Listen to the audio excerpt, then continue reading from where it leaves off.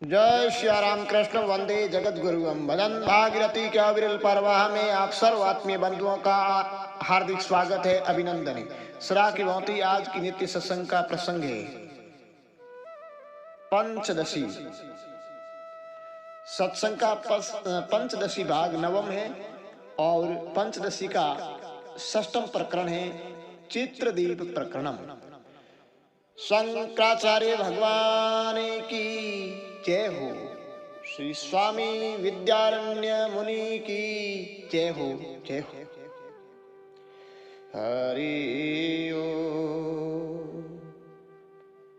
आदि आचार्य से अद्य अवधि पर्यंत सर्व आचार्यों को नमन करते हुए सत्संग का शुभारंभ करने जा रहे हैं।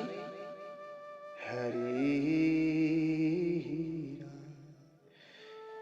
यथा चित्रपटे दृष्टम् अवस्थानं सतुष्ट्यं परमात्मनि विगेहं तथा अवसुता सतुष्ट्यम्।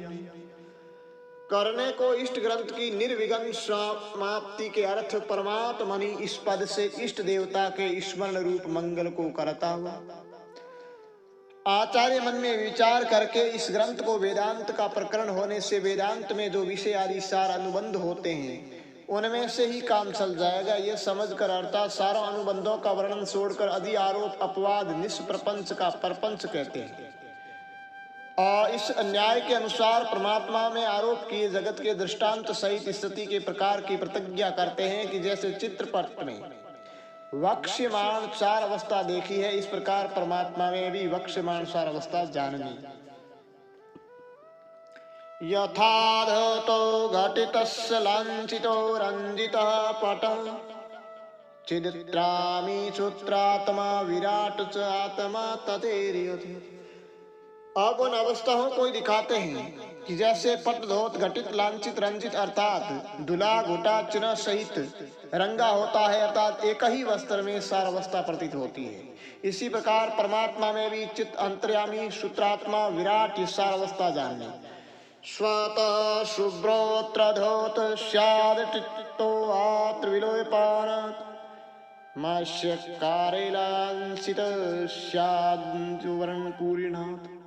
अब वस्त्र रूप दृष्टांत की सारा अवस्थाओं का स्वरूप क्रम से दिखाते हैं कि स्वतः शुभ्र जो हो उसे धोत और अन्न का लेप जिसमें हो वह घटित और मसी के आकार के जिसमें चिन्ह हो वह लांछित और यथोचित वर्णों से जो पूर्ण हो वह रंजित होता है।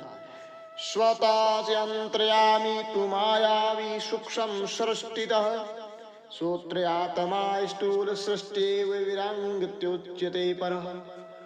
अब दृष्टांतिक यानी आत्मा में सारा अवस्थाएं दिखाते हैं कि परमात्मा स्वतः अर्थात माया और माया के कार्य से रहित होने से चेतन रूप है और माया के संबंध में अंतर्यामी कहता है, और सूक्ष्म दृष्टि से अर्थात पंचीकरण रहित भूतों के कार्य समष्टि रूप सूक्ष्म शरीर के संबंध से सूत्रात्मा कहता है, और स्थूल दृष्टि से अर्थात पंचीकरण किए भूतों के कार्य समष्टि रूप स्थूल शरीर रूप उपाधि के संबंध से विराट कहता है।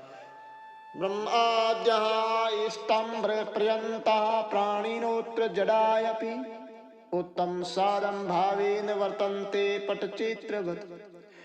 अब चित्र वस्त्र रूप परमात्मा के चित्रों को वर्णन करते हैं कि इस परमात्मा में उत्तम अदम रूप से ब्रह्मा आदि स्तंभ पर्यंत चेतन रूप प्राणी और गिरि नदी आदि जड़ पदार्थ चित्रपट के समान वर्तते हैं, अर्थात ये सब आत्मा के चित्र।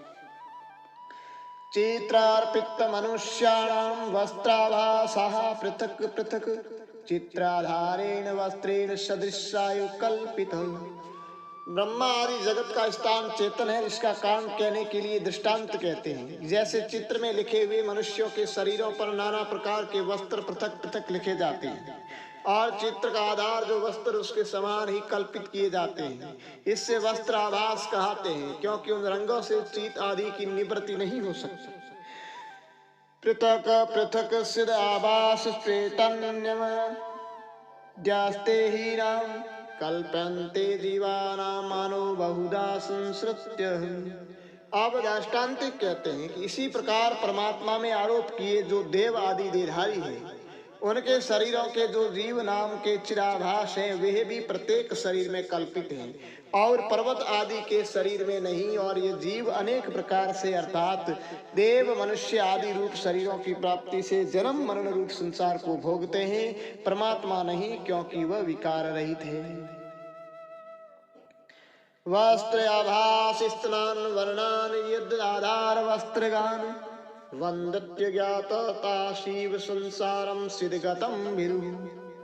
संपूर्णवादी और लौकिक आत्मा को ही संसार होता है, यह जो कहते हैं उसमें अज्ञान ही कारण है। इस बात को दृष्टांत सहित वर्णन करते हैं कि जैसे मूर्ख अज्ञानी पुरुष वस्त्र मासों में स्थित वर्णों को चित्र के आधार वस्त्र में स्थित कहते हैं, ऐसे ही जीव के संसार को भी अज्ञानी पुरुष चैतन्य में मानते।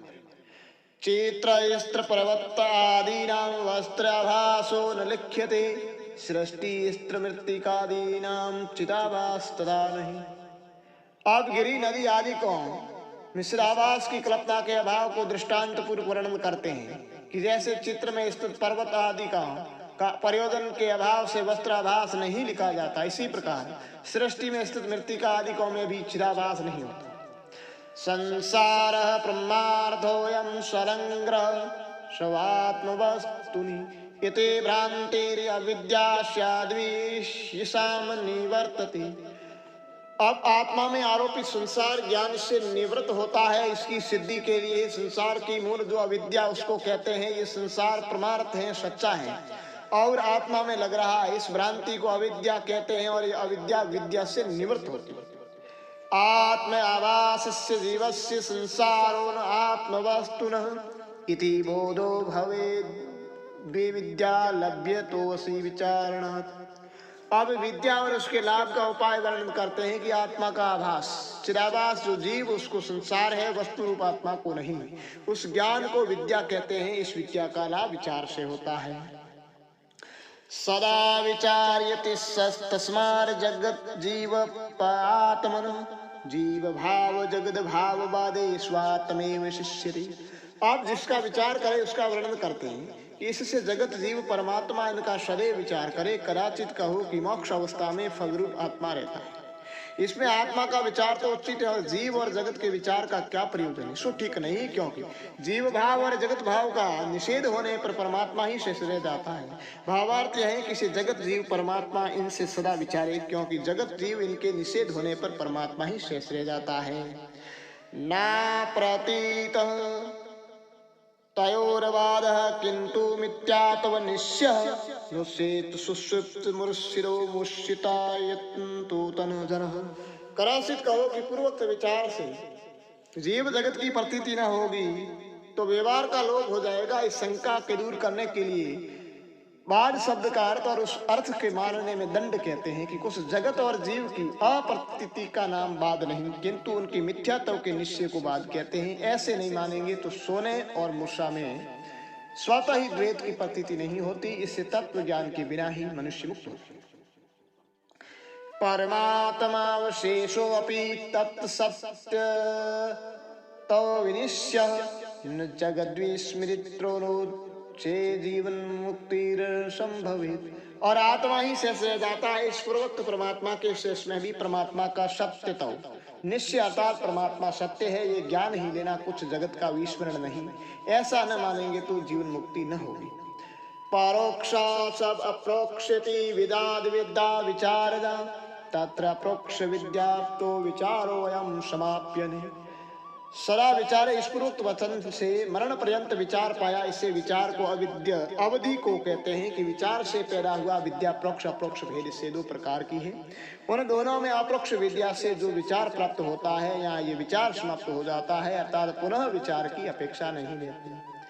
अस्ति ब्रह्मेति चेदेद प्रोक्ष ज्ञानमेव तत् अहम ब्रह्मेति चदेव साक्षात्कार चौचिति। अब विचार से उत्पन्न प्रोक्ष अप्रोक्ष रूप दोनों विद्याओं के स्वरूप को कर्म से कहते हैं कि यदि ये जान लिया कि ब्रह्म है तो वह प्रोक्ष ज्ञान है, और यदि अहम ब्रह्म ये ज्ञान हो गया तो उसको साक्षात्कार कहते हैं। तत् साक्षात्कार सिद्ध्यर्थम आत्म तत्वं विचिष्यते येनायं सर्व संसारात् सदैव विमुच्यते। अब उपरोक्त आत्मा के साक्षात्कार का साधारण कारण जो आत्म तत्व का विवेक उसकी प्रतिज्ञा करते हैं।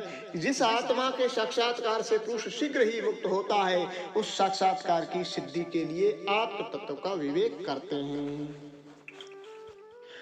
कूटस्थो ब्रह्म जीवाश्रित्येवेव चतुर्विधा घटाकाश महाकाशो जलाकाश अग्रे यथा।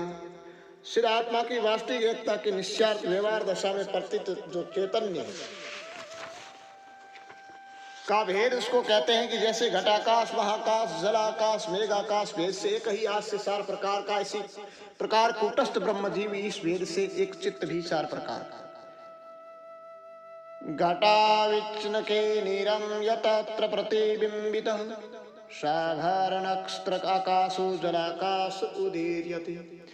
अब घटाविच्छिन्न युक्त घटाकाश और घट से अनविच्छिन्न महाकाश, इन दोनों प्रसिद्धों को छोड़कर अप्रसिद्ध जलाकाश का वर्णन करते हैं कि घटाउच्छिन्न आकाश में जो जल है उसमें प्रतिबिंबित जो मेघ नक्षत्रों सहित आकाश, उसको जलाकाश कहते हैं। महाआकाश्य मध्ये यन्मेघ मंडलमीक्ष्यते प्रतिबिंबतया तत्र मेघाकाशो जले स्ततः। अब अब्र आकाश को कहते हैं कि महाआकाश के मध्य में जो मेघों का मंडल दिखता है, उस मंडल में जो जल है उसमें प्रतिबिंब रूप से जो स्थित है उसको मेघाकाश कहते हैं। मेघांश रूपमुदकं तुषार आकार संसितम तत्र ख प्रतिबिंबो अयं नीरत्वावाद अनुमीयते। कदाचित कहो कि मेघ का जल अप्रत्यक्ष है, उसमें आकाश का प्रतिबिंब कैसे जाना जाएगा? सो ठीक नहीं, क्योंकि यद्यपि मेघ का जल अप्रकट है, सो भी वृष्टि रूप कार्य से मेघ में वृष्टि के उपादान कारण सूक्ष्म आव्य रूप जल का अनुमान किया जाता है। उदक रूप ही हेतु से इसमें आकाश का प्रतिबिंब भी अनुमित हो जाएगा। विवाद का आश्रय जल आकाश से बिंब वाला होने योग्य है। जल होने से घट के जल के तुल्य, इस अनुमान से मेघ के अंशरूप जल में भी आकाश का प्रतिबिंब हो सकता है। भावार्थ यह है कि बिंदुओं के आकार से स्थित जो मेघ का अंश रूप जल है, उसे जल में ही आकाश का प्रतिबिंब जल होने से अनुमान किया जाता है। अधिष्ठान तया देहे द्व्याविच्छिन्न चेतनम कूटवन निर्विकारेण स्थितः कूटस्थ युज्। इस प्रकार दृष्टांत रूप सारों आकाशों का वर्णन करके दाष्टान्तिक में सबसे प्रथम जो कूटस्थ उसका वर्णन करते हैं कि पंचीकरण किए 5 भूतों के कार्य को स्थूल सूक्ष्म रूप तथा और अविद्या से कल्पित दोनों शरीर उनका आधार होने से उन दोनों से अविच्छिन्न जो आत्मा, उसको इससे कूटस्थ कहते हैं कि वो कूट के समान निर्विकार रूप से स्थित हैं। भावार्थ यह है कि अधिष्ठान होने से स्थूल सूक्ष्म देव अविच्छिन्न जो चेतन है कूट के समान निर्विकारता से स्थित, उसको कूटस्थ कहते हैं। कूटस्थे कल्पिता बुद्धि तत्र चित्त प्रतिबिंबक प्राणानाम धारणा जीव संचारेण सपुयुज्यते। इस प्रकार कूटस्थ को कहकर कूटस्थ में कल्पित जो बुद्धि उसके प्रतिबिंब जीव का वर्णन करते हैं कि कूटस्थ में कल्पित बुद्धि में पड़ा जो चित्त का प्रतिबिंब उसको जीव कहते हैं और प्राणों के धारण से उसको जीव कहते हैं। और अविकारी कूटस्थ को तो संसार होने का असंभव है, इससे वह जीव ही जन्म मरण रूप संसार से युक्त होता है। जल व्योभ्रा घटाकाशो यथा सर्व विस्तर रोहित तथा जीवेन कूटस्थ सो अन्यो अन्यद्यासुच्यते। करासित कहो कि जीव से भिन्न कूटस्थ है तो वास्ता क्यों? सो ठीक नहीं, क्योंकि जैसे जल के आकाश से संपूर्ण घटाकाश तिरोहित होता है, इसी प्रकार जीव से कूटस्थ भी आसादित होता है। इसी को वेदांत शास्त्र में अन्यो अन्यद्यास कहते हैं। अयं जीवो न कूटस्थं विनियति कदाचन अनादिर विवेकोऽयं मूल विद्यते गम्यतः। आप पूर्वोक्त अध्यास का कारण जो अविद्या उसको कहते हैं कि जीव कूटस्थ से कदाचित भी पृथक नहीं। इस अनादि अविवेक को अर्थात संसार दशा में दोनों के भेद को मूल मिथ्या है। विक्षेपावृत्ति रूपाभ्याम द्विविधा विद्या व्यवस्थिता न भाति नास्ति कूटस्थ इति पादनम आवृत्ति। और अविद्या से कल्पित जीव को स्पष्ट करने के लिए अविद्या का विभाग कहते हैं कि विक्षेप और आवर्ती रूप से 2 प्रकार की अविद्या व्यवस्थित है, उनमें कूटस्थ न भासता है न है। इस कथन को आवृत्ति कहते हैं। आवरण ही विक्षेप का है। अज्ञानी विदुषा पृष्ठः कूटस्थं न प्रबुध्यते न भाति नास्ति कूटस्थ इति बुद्ध्या वद्यते। अब अविद्या और उसके लिए आवरण के होने में लोक के अनुभव को प्रमाण कहते हैं। क्या तू कुटस्थ को जानता है?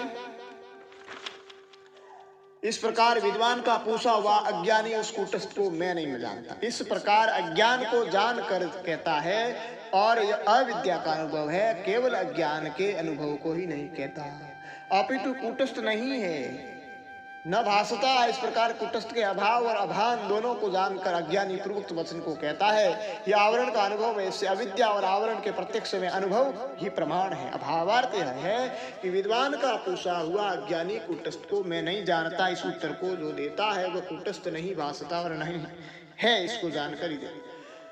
सब प्रकाशे कुतो अविद्यातां विना कथम आवृत्ति इत्यादि तर्कजालानि स्वानुभूतिग्रस्तु। करासी कोई शंका करे कि तुम्हारे मत में आत्मा स्वप्रकाश है तो उसमें अविद्या न होगी, क्योंकि तेज और अंधकार के समान विरुद्ध स्वभाव होने से उन दोनों का संबंध नहीं हो सकता। अविद्या के अभाव में अविद्या के लिए आवरण को नहीं कह सकते, आवरण के अभाव में आवरण है मूल जिसका ऐसा विक्षेप न होगा, विक्षेप के अभाव में वह अनर्थ न होगा जिसकी ज्ञान से निवृत्ति मानते हैं। इससे ज्ञान भी व्यर्थ है, फिर ज्ञान का प्रतिपादक शास्त्र भी अप्रमाण हो गए। सो ठीक नहीं, क्योंकि सो प्रकाश में अविद्या कहाँ और अविद्या के बिना आवरण कहाँ इत्यादि तर्कों के समूह को पूर्व श्लोक में कहा। वह जो अनुभव है वह ग्रस लेता है, क्योंकि दृष्ट पदार्थ में कुछ अनुपपत्ति नहीं होती, ऐसा न्याय है। सब अनुभूता विश्वासे तर्कस्यापन्न वस्तुतः कथम तार्किक अन्यस्तत्वनिश्यम्। करासित कहो कि पूर्वोक्त तर्क के विरोध से अनुभव को आभास मात्र मानेंगे तो उससे तत्व का निश्चय न होगा, सो ठीक नहीं, क्योंकि अनुभव को प्रमाण तार्किक न मानेगा तो केवल निश्चय का अजनक तर्क जो अपने आप स्वीकार किया है उससे तार्किक को करासित भी तत्व का निश्चय होगा। भावार्थ यह है कि यदि अपने अनुभव में ही विश्वास नहीं है तो तर्क की स्थिति नहीं होगी, और इससे अपने को तार्किक मानने वाला किस प्रकार तत्व निश्चय को प्राप्त होगा, अर्थात नहीं होगा। बुद्ध्यारोह तर्क स्वेदपेक्षेत तथा सति सब अनुभूति अनुसारेण तर्क्यताम कुतर्क्यताम। कराचित कहो कि अनुभव से तत्व का निश्चय होता है और अनुभव किए पदार्थ की यथार्थता के लिए तर्क भी मानने हैं, सो ठीक नहीं, क्योंकि यदि बुद्धि में आरोह के लिए तर्क की अपेक्षा है तो अपने अनुभव के अनुसार तर्क करो, कुतर्क मत। सब अनुभूति अविद्या माया वृत्तोच परादर्शिता अतः कुटस्थ चैतन्यम विरोधिति तर्क्यता।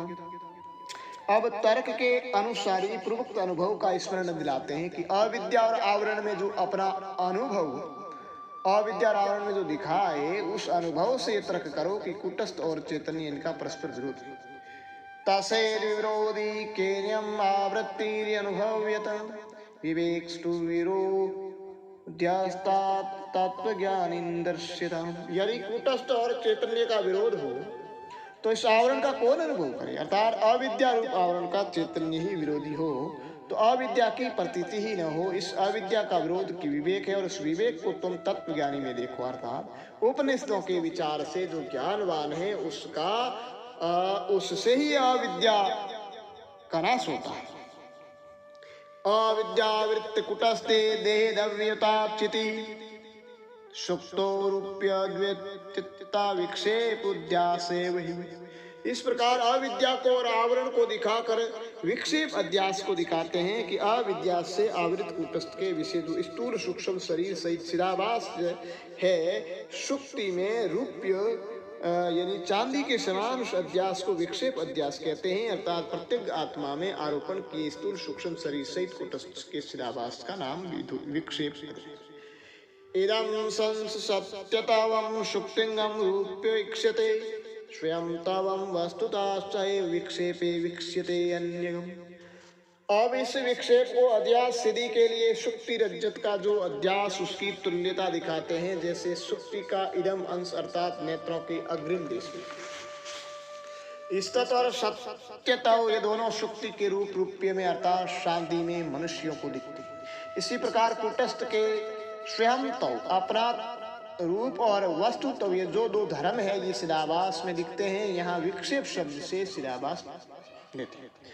नीलपृष्ठ त्रिकोण तवम यथा सुप्तो तिरोहितम असंग आनंद देव्यम कुटस्थे अपि तिरोहितम। आप सामान्य अंश की प्रतीति को दिखाकर विशेष अंशों की अप्रतीति से तुल्यता दिखाते हैं कि जिस प्रकार सुक्ति के नील पृष्ठ और त्रिकोण ये दो धर्म तिरोहित हैं, इसी प्रकार कूटस्थ के भी असंग और आनंद रूप दोनों धर्म तिरोहित हैं, अर्थात चिदाभास में प्रतीत नहीं होते।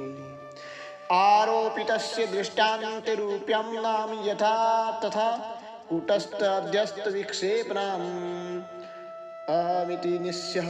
अन्य भी तुल्यता को दिखाते हैं, जैसे सुक्ति रूप दृष्टांत में आरोप किए पदार्थ का रूप्य यणा, इसी प्रकार कूटस्थ में अध्यास किए चिदाभास रूप विक्षेप का भी अहम ये नाम है, ये शास्त्र का निश्चय। इदं अंश स्वतः पश्यन् रूप्यं मिथ्याभिमन्यते तथा स्वयं च स्वतः पश्यन्नं मिथ्याभिमन्यते।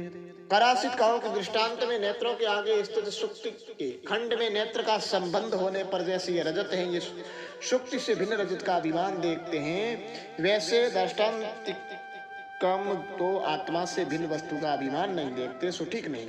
क्योंकि जैसे मनुष्य स्वयं इदम अंश को देखता हुआ ये रजत है या मानवता है, इसी प्रकार स्वयं अपने रूप को देखता हुआ अहम या अभिमान करता है, इसे से स्वप्रकाश आत्मा के विषय भी उसमें भिन्न अहम या अभिमान देखते हैं, इसे दृष्टांत दाष्टान्तिक की विषमता नहीं। इदं त्वरूप्यते भिनेष्वत्वहां ते तदेष्यतां सामान्यं सविक्षेष अहब्रयत्रापि गम्यते। करासित कहो कि स्वयं अहम शब्द का एक अर्थ है जो दृष्टांत और दाष्टान्तिक की तुल्यता कैसे होगी, सो ठीक नहीं। क्योंकि जैसे इदम और रूप्य दोनों अंश भिन्न है, इसी प्रकार स्व और अहम को भी भिन्न मानो, क्योंकि सामान्य विशेष भाव की प्रतीति दोनों स्थानों में तुल्य है, अर्थात वहाँ इदम सामान्य और रूप्य विशेष है, ऐसे ही यहाँ स्व मान्य और अहम विशेष। देवदत्तः स्वयं गते त्वं वीक्षिष्व स्वयं तथा अहम स्वयं न शक्नोमीत्येवं लोके प्रयुज्यते। अब स्वयं शब्द को सामान्य रूप दिखाने के लिए लौकिक प्रयोगों को दिखाते हैं कि देवदत्त स्वयं जावे तो स्वयं देख में स्वयं समर्थ नहीं, इस प्रकार लोक में प्रयोग देखते हैं, अर्थात सामान्य रूप एक ही स्वयं शब्द का देवदत्त आदि विषयों के साथ अन्वय देते हैं। इदं रूप्यम इदं वस्त्रमिति यद्विद्यत इदं तथा असो तवयं मिथ्येषु सौमिथ्याभिमन्यते। करासित कहो कि लोग तुम्हें इस प्रकार रही, इससे किस प्रकार स्वयं शब्द का अर्थ सामान्य होगा, सो ठीक नहीं। क्योंकि जैसे इदम रूप्यम इदम वस्त्रम, अर्थात ये रूप्य है, मतलब चांदी है या वस्त्र है, या इदम रूप सामान्य है, इसी प्रकार असो त्वम अहम, यह तू मैं, इनमें भी स्वयं इस शब्द का प्रयोग मानते हैं, इससे इदम अर्थ के समान स्वयं शब्द का अर्थ भी सामान्य रूप है। अहम त्वादिभद्यतां स्वयं कुटस्थे तेन ही तेन किम तुम स्वयं शब्दार्थ से कुटस्थ इति मे भवे।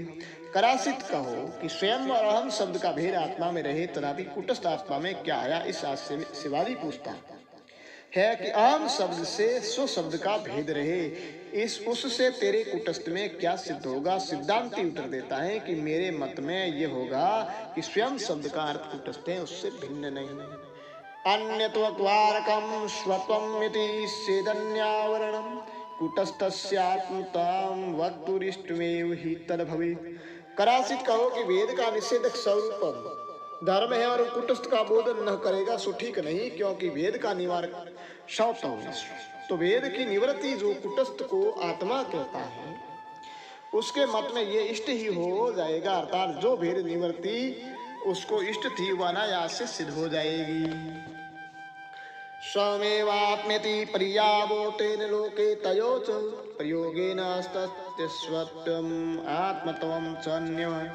करासित शंका करो कि स्वयं और आत्मा इन दोनों शब्दों के स्वयं तव और आत्म स्वरूप प्रवृत्ति निमित्त भिन्न भिन्न है, इसमें गो अश्वादि शब्दों के समान इनका एक अर्थ नहीं है, और एक अर्थ होने से स्वयं शब्द का अर्थ कुटस्थ आत्मा कैसे होगा, सो ठीक नहीं। स्वयं आत्मा ये दोनों शब्द हस्त और कर के समान, इसी से लोक में इनका संग प्रयोग नहीं होता, इससे स्वत्व और आत्मत्व ये दोनों अन्य के निषिद्ध है। घटः स्वयं न जानात्यत्येव स्वत्वं घटादिषु अचेतनेषु दृष्ट्यं चेत दृश्यतम आत्मसत्त्वतः कदाचित कहो कि घट स्वयं नहीं जानता, इस प्रकार अचेतन घट आदि को में भी स्वत्व को देखता है। इससे स्वयं आत्मा दोनों एक नहीं हो सकते, सो ठीक नहीं, क्योंकि घट आदि को में भी प्रकाशमान चैतन्य है, उसकी सत्ता से अचेतनों में भी देखा है, तो देखो उसके देखने में कोई विरोध नहीं।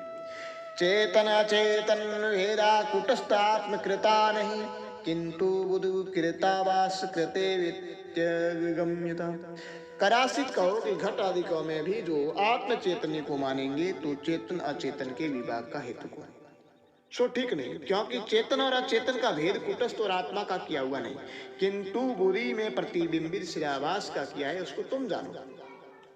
यथा चेतन आभास कुटस्थे भ्रांति कल्पित, अचेतनो घटादिश तथा तत्रैव कल्पित। कदाचित कहो कि चेतन अचेतन का विभाग चिदाभास की सत्ता और असत्ता से मानोगे तो अचेतना में आत्मा की सत्ता का स्वीकार निष्प्रयोजन हो जाएगा। इस आशंका का उत्तर यह है कि चेतन अचेतन के विभाग का हेतु कुटस्थ को न माने तो भी अचेतन की कल्पना का अधिष्ठान कुटस्थ मानना पड़ेगा। इस अभिप्राय से कुटस्थ में घट आदि की कल्पना दृष्टांतों को कहते हैं कि जैसे कुटस्थ में ही ब्रह्म से चेतन का आभास कल्पित है, इसी प्रकार अचेतन घट आदि में भी चेतन में ही कल्पित। तत इदं ते अपि स्वत्वमेव तवम् आदिषु सर्वत्र अनुगते तेन तयोरप्यात्मतेति चेत। शव और आत्मा को एक मानने में शंका करते हैं कि तथा और इदमता, वह और यह भी स्वत्व के समान तवम अहम आदि में सर्वत्र अनुगत प्रविष्ट है, और इससे उन दोनों को आत्म तो हो जाएगा, अर्थात वे भी आत्मा मानते चाहिए। आत्मत्वे अप्यनुगते ततेदन्ते तयोः आत्मत्वं नैव संभाव्यं सम्यक्।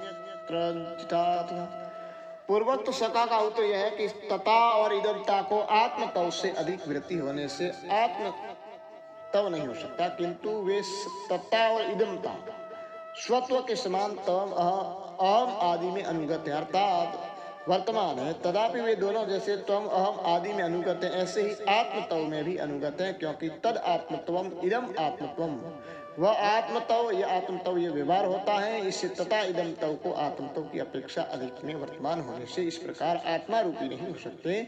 जैसे सम्यक तव अर्थात यह आत्मा सम्यक है, श्रेष्ठ है, और ये असम्यक है, यहाँ आत्मा में अनुवर्तमान भी सम्यक तव आत्मा नहीं हो सकते। इसी प्रकार तथा और इदमता भी आत्मा नहीं हो सकते। भावार्थ यह है कि तथा इदमता आत्मतव में भी वर्तमान है, इससे भी दोनों सम्यक्तव आदि के समान आत्मा नहीं हो सकते।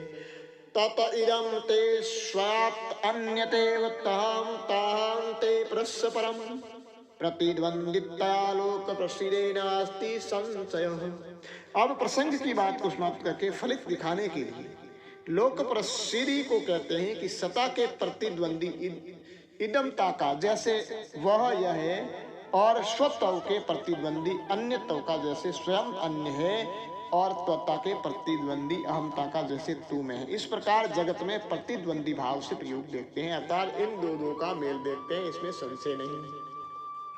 अन्यता प्रतिद्वंदी स्वयं कुटस्थ इष्यताम् तवं ताया प्रतियोग्यो यशाम मिथ्यात्मनि कल्पितः। कदाचित कहो कि जगत में ये प्रसिद्ध रहे प्रकरण में क्या सिद्ध हुआ, सो ठीक नहीं, क्योंकि अन्यता के प्रतिद्वंदी स्वयं शब्द का अर्थ और त्वता के प्रतिद्वंदी आम शब्द का अर्थ जो श्राभास है कुटस्थ आत्मा के विषय कल्पित है, और ये तुम मानो कि स्वयं कुटस्थ है। ये में तास्वत्तयोर्भेद रूप्यते स्पष्टे अपि मोमायापना एकत्वं प्रतिपेदि। कदाचित कहो कि पूर्वोक्त प्रकार से जीव कुटस्थ का भेद होने पर भी सबको इस प्रकार ज्ञान क्यों नहीं होता। इस शंका का उत्तर कहते हैं कि बुद्धि का साक्षी जो कुटस्थ उसका प्रत्यक्ष बुद्धि से नहीं हो सकता। इससे अहम इस प्रतीति से भासते हुए जो जीव और कुटस्थ है उनकी एकता भ्रांति से प्रतीत होती है। जैसे सुक्ति के विषय इदम रजतम, यहाँ रजत पना और इदम पना के मोह से एकता प्रतीत होती है। उसी प्रकार अहमता और स्वत्व के भेद की स्पष्टता होने पर भी मोह को प्राप्त हुए पुरुष एकता को स्वीकार करते हैं, अर्थात दोनों को एक मान। मोह को प्राप्त हुए पुरुष एकता को स्वीकार कर लेते हैं, अर्थात दोनों को एक मान। तारतम्य अध्यास एवात्र प्रवक्त विद्याकृत अविद्यायां निवृत्त्यां तत्कार्य विनिर्वर्तते। अब जीव और कुटस्थ को एक मानने के ब्रह्म में जो कारण उसको कहते हैं कि जो तारतम्य अध्यास है वही पूर्वोक्त अनादि अविद्या का किया है, और ज्ञान से अविद्या की निवृत्ति होने पर अविद्या के कार्य पूर्वक अध्यास की भी निवृत्ति नहीं करती। अविद्यावृत्ति तारतम्य विद्येव विनिश्यतः अविक्षेप्य स्वरूपम तु प्रारब्धक्षयविक्षिते। करासित कहो कि अविद्या का काय जो अध्यास उसकी निवृत्ति अविद्या की निवृत्ति से होती है, यह नहीं हो सकता, क्योंकि ब्रह्म ज्ञान से अविद्या की निवृत्ति होने पर भी देह आदि प्रतीत होती है, सो भी ठीक नहीं, क्योंकि एक अविद्या ही है कारण जिनका ऐसे आवरण और तारतम्य दोनों तो विद्या से नष्ट हो जाते हैं, और कर्म सहित अविद्या से पैदा हुआ जो विक्षेप उसका स्वरूप तो प्रारब्ध के क्षय को देखता है, अर्थात देह आदि संसार अपने प्रारब्ध कर्म तक रहता है। उपादाने विनिष्टे अपि क्षणं कार्ये प्रतीक्षते इति तार्किक तद्विद्वेष्माकं किं संभवेत्। करासित कहो कि प्रारब्ध निमित्त कारण है, केवल उससे अविद्या रूप अपादान कारण के नाश होने पर कार्य रूप देह आदि की स्थिति नहीं हो सकती।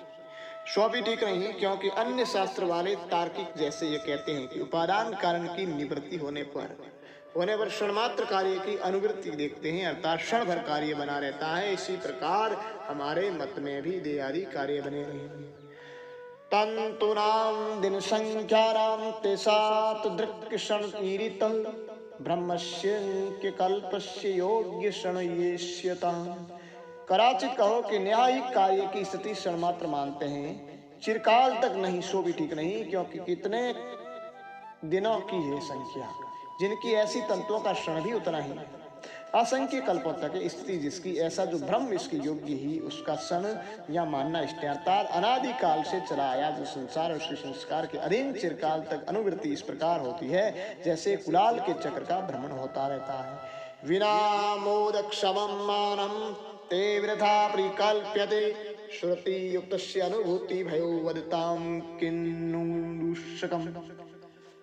करासित कहो कि तार्किक ने जैसा युक्त कहा वैसा ही आपने कहा, सो ठीक नहीं, क्योंकि हमारे और उनके कथन में यह भेद है कि जो वे तार्किक तो विचार के सैन्य योग्य प्रमाण के बिना व्यर्थ ही कल्पना करते हैं। श्रुति युक्ति अनुभव से कहने वाले जो हम वेदांती है उनको कौन बात अशक्य, अर्थात हमारे मन में उसको तब तक ही विलंब है जब तक मोक्ष नहीं होता, फिर तो वह ब्रह्म रूप हो जाता है। ये श्रुति और चक्र के भ्रमण रूप युक्ति और विद्वानों का अनुभव, ये तीन प्रमाण है, और तार्किकों के मत में कोई भी प्रमाण नहीं। भावार्थ यह है कि तार्किक विचार सहित प्रमाण के बिना व्यर्था कल्पना करते हैं। श्रुति युक्ति अनुभव सहित कहने वाले हमारे मत में कौन वस्तु अशक्यता नहीं हो सकती।